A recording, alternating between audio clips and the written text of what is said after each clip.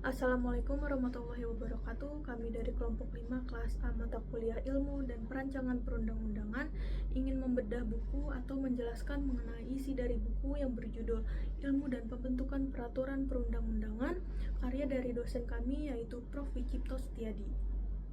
Buku ini terdiri atas 6 bab yang masing-masing babnya akan kami bedah. Berikut penjelasan yang akan kami sampaikan.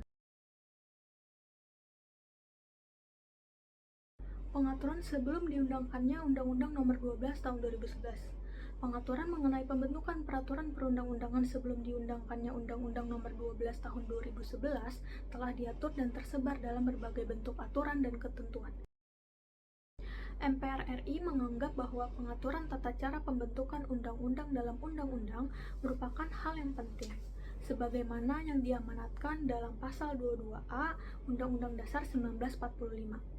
Untuk itu, DPR menyusun rancangan undang-undang tentang pembentukan peraturan perundang-undangan yang disahkan menjadi Undang-Undang Nomor 10 Tahun 2004 pada tanggal 22 Juni tahun 2004. Selanjutnya ada pengaturan berdasarkan Undang-Undang Nomor 12 Tahun 2011. Undang-Undang Nomor 12 Tahun 2011 tentang pembentukan peraturan perundang-undangan menggantikan Undang-Undang Nomor 10 Tahun 2004. Diundangkan dalam Lembaran Negara RI tahun 2011. Latar belakang pembentukannya adalah untuk mengatasi kekurangan undang-undang yang sebelumnya dan memenuhi kebutuhan masyarakat terkait pembentukan peraturan yang baik. Undang-undang ini menetapkan metode yang baku dan mengikat bagi lembaga berwenang, terdiri atas 104 pasal dan 13 bab. Selanjutnya, ada jenis dan hierarki peraturan perundang-undangan. Jenis dan hierarki peraturan perundang-undangan di Indonesia bervariasi sesuai dengan konstitusi yang berlaku. Undang-undang dasar memiliki posisi tertinggi, sehingga semua peraturan di bawahnya tidak boleh bertentangan dan harus bersumber dari undang-undang dasar. Konstitusi kita dapat dibagi ke dalam beberapa periode. Pasca amandemen UUD 1945, jenis dan hierarki peraturan perundang-undangan diatur oleh Undang-Undang Nomor 10 Tahun 2004 yang kemudian digantikan oleh Undang-Undang Nomor 12 Tahun 2011.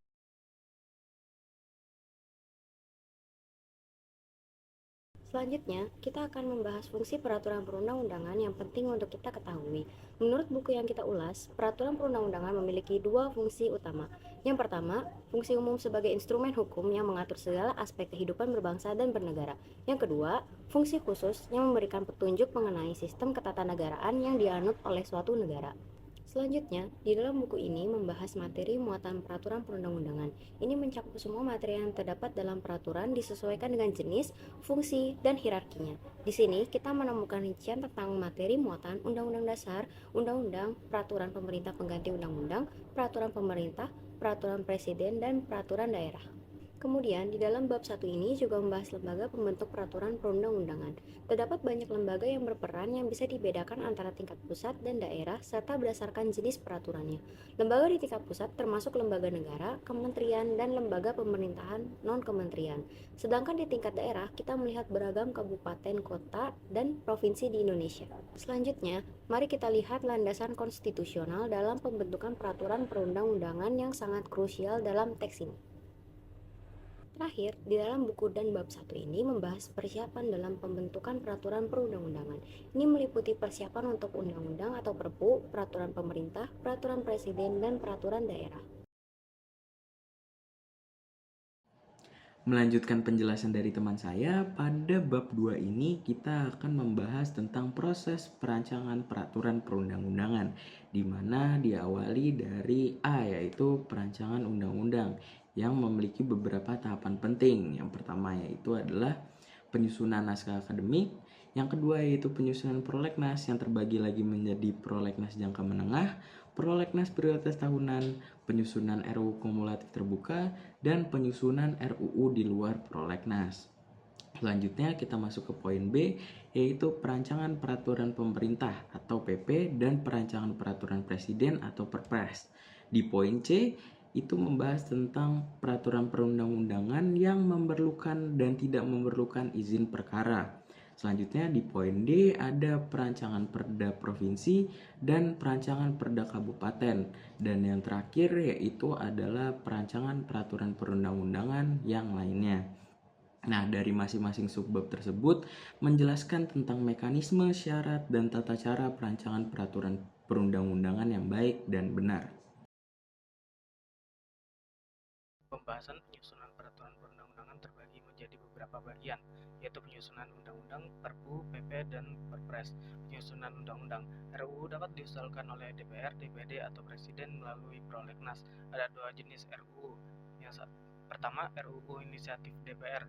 DPR dibentuk oleh badan keahlian untuk harmonisasi. Dalam situasi tertentu, RUU bisa diajukan di luar prolegnas, seperti untuk menetapkan Perpu atau meratifikasi perjanjian internasional.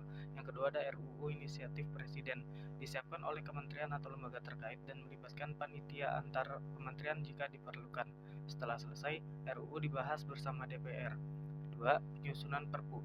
Perpu dikeluarkan oleh Presiden saat ada kepentingan yang memaksa. Berdasarkan pasal 22 UUD 1945, prosesnya lebih singkat dibanding penyusunan undang-undang, tanpa perlu banyak kementerian terlibat. Perpu harus diajukan ke DPR untuk persetujuan pada masa sidang berikutnya. 3. Penyusunan PP dan Perpres. PP dan Perpres disusun oleh Kementerian Pemrakarsa melalui panitia antar kementerian. Prosesnya sama dan dalam situasi tertentu dapat diajukan di luar perencanaan. Setelah rapat pembahasan, rancangan diserahkan kepada Presiden untuk ditetapkan. Melanjutkan pembahasan teman saya sebelumnya, pada bab 4 membahas tentang jenis rancangan peraturan perundang-undangan tingkat pusat, yaitu rancangan undang-undang dan rancangan penetapan peraturan pemerintah pengganti undang-undang. Pada bagian awal dijelaskan dasar hukum dalam Undang-Undang Dasar 1945 mengenai kewenangan lembaga pembuat undang-undang, yaitu DPR dan Presiden. Namun, seiring dengan berjalannya waktu, putusan MK nomor 92 tahun 2012 memberi penguatan bagi peran DPD dengan memungkinkan DPD berpartisipasi aktif dalam proses pembentukan peraturan perundang-undangan, terutama dalam hal-hal yang terkait dengan otonomi daerah, hubungan pusat dan daerah, serta pembagian kekuasaan di daerah. Fokus pada bagian A dan B membahas secara rinci mengenai proses pembentukan dan pembahasan rancangan perundang-undangan, dimulai dari perencanaan, penyusunan pada tingkat 1, hingga pembahasan pada tingkat 2 untuk mengambil keputusan dalam rapat paripurna di DPR. Secara keseluruhan, buku ini memberikan panduan lengkap tentang bagaimana sebuah undang-undang dapat terbentuk dengan detail dan bahasa yang mudah dipahami.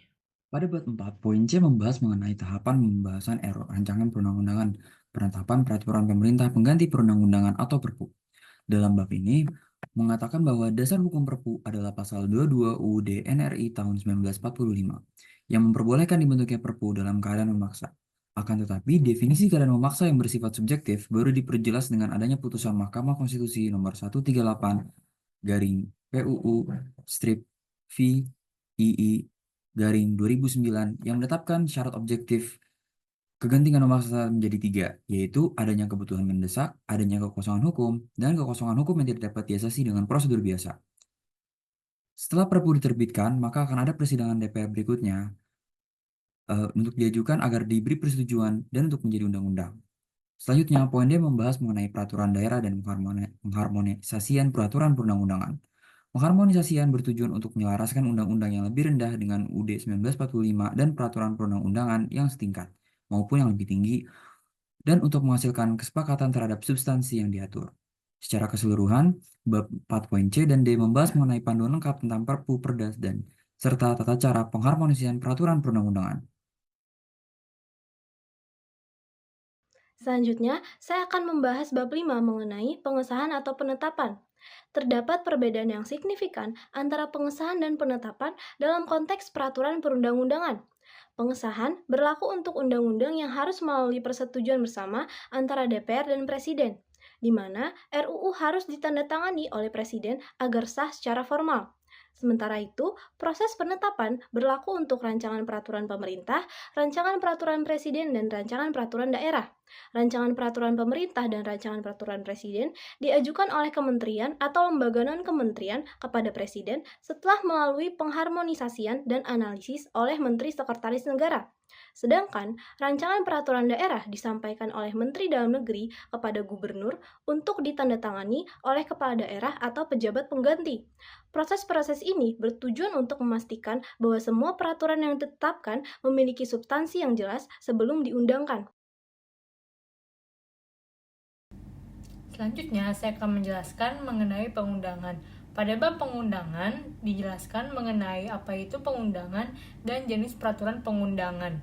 Pengundangan merupakan peraturan perundang-undangan yang dapat dipahami sebagai pemberitahuan atau pengumuman kepada publik mengenai tindakan pemerintah tertentu yang bertujuan agar peraturan tersebut diketahui dan diberlakukan secara resmi oleh masyarakat. Dalam praktik pengundangan Indonesia, jika peraturan telah masuk ke dalam tahap pengundangan sejak tanggal berlakunya undang-undang tersebut, maka peraturan atau undang-undang tersebut telah resmi sehingga berlaku untuk umum dan mengikat bagi setiap orang. Peraturan perundang-undangan menganut asas legalitas yang mana peraturan tersebut dapat diberlakukan jika peraturan tersebut telah disahkan. Asas legalitas ini digunakan agar terjadinya kepastian hukum dan keadilan bagi masyarakat. Beberapa jenis pengundangan terdapat di Lembaran Negara Republik Indonesia, Tambahan Lembaran Negara Republik Indonesia, Berita Negara Republik Indonesia, dan Tambahan Berita Negara Republik Indonesia. Sekian dari kami mengenai bedah buku dengan judul Ilmu dan Pembentukan Peraturan Perundang-undangan. Mohon maaf apabila ada kesalahan di dalam pengucapan kata ataupun penggunaan kata. Kami ucapkan terima kasih.